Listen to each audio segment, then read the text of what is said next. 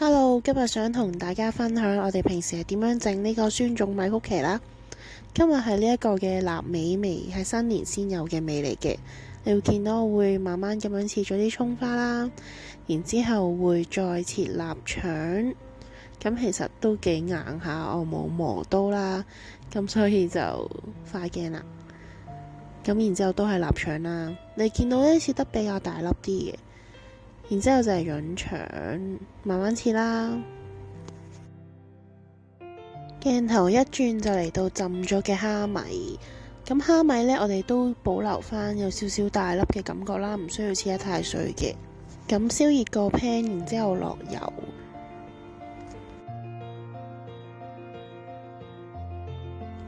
跟住就可以倒埋啲臘味落去，慢慢炒。記得呢個火唔需要太大，如果咪就會一嘢燶晒噶啦。咁 keep 住炒啦，你會見到會慢慢收縮嘅。最後呢，就加埋蔥花，熄火就完成。我想講呢個真係好似生炒糯米飯。再鏡頭一轉呢，依家就係整酸種米曲奇個 base 啦。咁今次就係想 show 俾你哋睇啦，所以份量唔會太大，都係普通將啲牛油同埋糖霜打勻，然之後加蛋黃。你見到我哋啲蛋呢都係偏黃，因為我都係用日本雞蛋。然後加埋我哋其中一個酸種，慢慢咁樣混合啦，混合到佢變成滑身就 OK。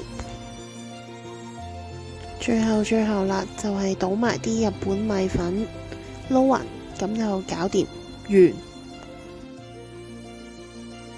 最後用手搓埋啲餡，完全混合晒，完全係不合常理地多料嘅我哋啲產品，真嘅。之後你見到好似出晒油咁，其實係臘味油，係精華嚟㗎。